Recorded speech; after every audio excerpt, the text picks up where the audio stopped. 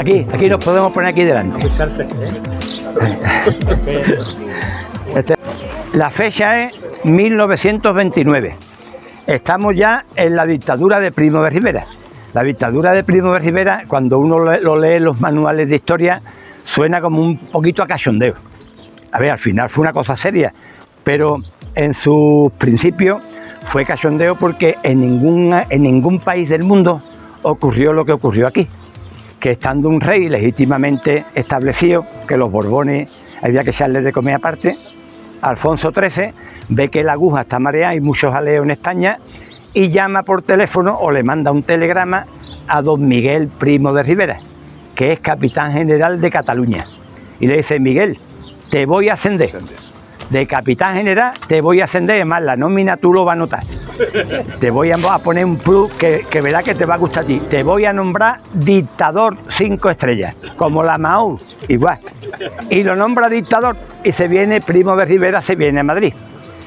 ¿Por qué dije antes lo de Ramón de Carranza?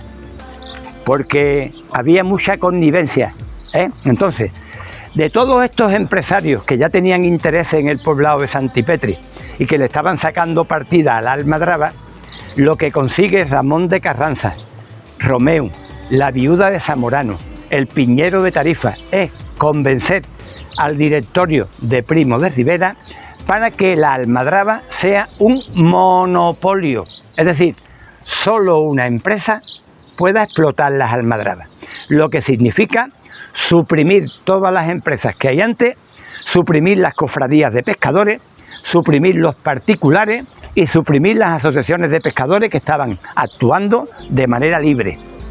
Cuando se le da el estatus al Consorcio Nacional Almadravero, hay 18 almadrabas caladas desde Ayamonte hasta la línea de la Concesión. Y consigue el Consorcio Nacional Almadravero del Estado un acuerdo mediante el cual el consorcio libremente puede eliminar todas las almadrabas que quiera, las que le convengan, para quedarse solo con aquellas que él entienda que le son rentables económicamente. Esta maniobra, que es una maniobra siniestra, le viene bien a Santipetri porque no cabe la menor duda de que Santipetri fue la niña de sus ojos del Consorcio Nacional Almadravero. Y aquí fue donde mayor dinero invirtió el consorcio, en detrimento de otras almadrabas que tuvieron que ir cerrando. Ayamonte, Punta Umbría, Huelva, Rota, alguna de Barbate, el de la línea, porque al final, en el periodo de vigencia del Consorcio Nacional Almadravero, solo quedaron tres. Punta de la Isla, aquí, la de Ensenada de Barbate en Barbate y la de los Lances en Tarifa. Ocasionalmente ponían alguna más, pero de quita y pon. Las estables, durante los 40 años que duró el consorcio, solo fueron estas tres. Punta de la Isla, Santipetri, Ensenada de Barbate, Barbate y los Lances en Tarifa. Y además el consorcio consigue una cosa que es que ningún barco puede faenar en un radio de unas cuantas millas marinas alrededor de la Almadraba. Eso estaba hablando yo con los pescadores de aquí.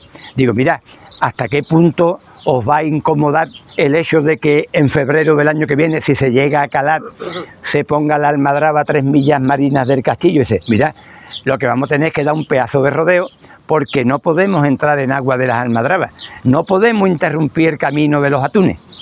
Por lo tanto, algún inconveniente sí que tenían que tener. Bueno, y empieza el consorcio su andadura y es cuando se empieza, por así decirlo, la modernización de este poblado. El consorcio cala su primera almadraba aquí en 1930. Es el primer calao. No tengo constancia todavía de que hubieran llegado mujeres en 1930. Fui a hablar el otro día con una señora de 94 años que nació aquí.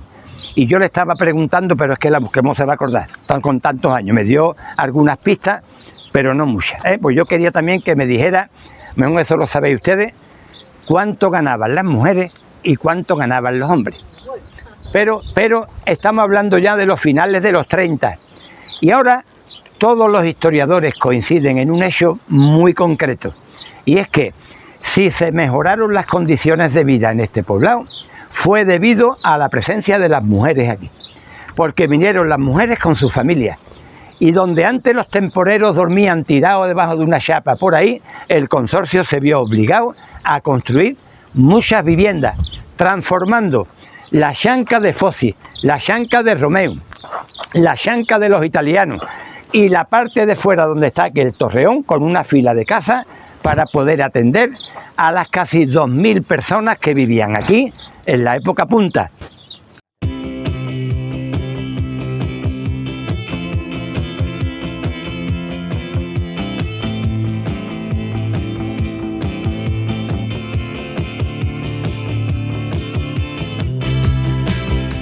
Y es una fábrica de latas, y estas eran las latas más grandes que fabricaban aquí. La lata de atún de 10 kilos, vendida exclusivamente al mercado italiano, y las de 5 kilos. Luego había de 1 kilo, 1/8, 1/4, y como, digamos, producto gourmet, unas latas de 2 kilos de morrillo de atún con chicharito y pimientos morrones. ¡Qué bueno! Mira, ahí está. No tenía suministro de agua. Venía un barco de la Carraca cargado de agua todos los días y a la familia le daban 2 tickets para que sacaran el agua correspondiente al día. Le daban 1 kilo de pan a cada familia. Si la familia salía sopona, tenían que ir a comprar pan o al economato que tenía la empresa, que era un economato que dicen que vendía a precios muy asequibles, pero al contado, o a la finca que estaba ahí, que era un ultramarino que vendía un poquito más caro, pero vendía aditas. Pero hay textos que echan en cara las malas condiciones de vida de los temporeros portugueses. Y un segundo aspecto, nunca consintió el Consorcio Nacional de Almadraberos que los capitanes de Almadraba fueran de Chiclana. Todos venían de Benidorm. ¿Por qué? Porque no querían connivencia con el público de aquí. No querían que hubiera robo ni ningún tipo de trato de favor. De manera que si un trabajador de la Almadraba aquí, de Chiclana, destacaba, automáticamente lo mandaban de capitán a Ceuta. Lo quitaban de en medio. Esta era una política que tenía el consorcio para que no hubiera trato de favor de ningún tipo. Claro.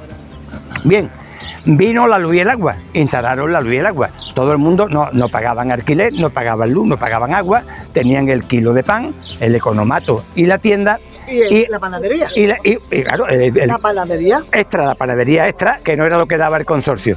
Sí, pero el consorcio. Decía un crítico, cuando algún trabajador o trabajadora cometía una infracción, llegaban a su casa y le cortaban la luz y el agua. Lo puteaban. Eso lo dice un texto que cita Domingo Borges. Bueno, pues ya yo me callo. Me callo Claro. y no me lo creo. Claro, ¿qué pasa? Que cuando uno cuenta las historias, la cuenta desde una fuente de información. Yo estaba hablando el otro día aquí de las becas y me dice una señora, tenga usted cuidado, yo que viví aquí muchos años nunca recibí una beca, mi hermano sí. A ver lo que no yo te cuento. El niño sí, la niña no. Luego hablé de las indemnizaciones. Indemnizaron a todo el mundo, el consorcio no dejó. No, a mi madre no le dieron ni un duro. Vale. Sin embargo, me dice, mi tía se cortó un dedo en la fábrica de conserva y le dieron una gran indemnización por el accidente. Sin embargo, ahora contaré la historia de liquidación, que es una historia negra, no nos dieron nada.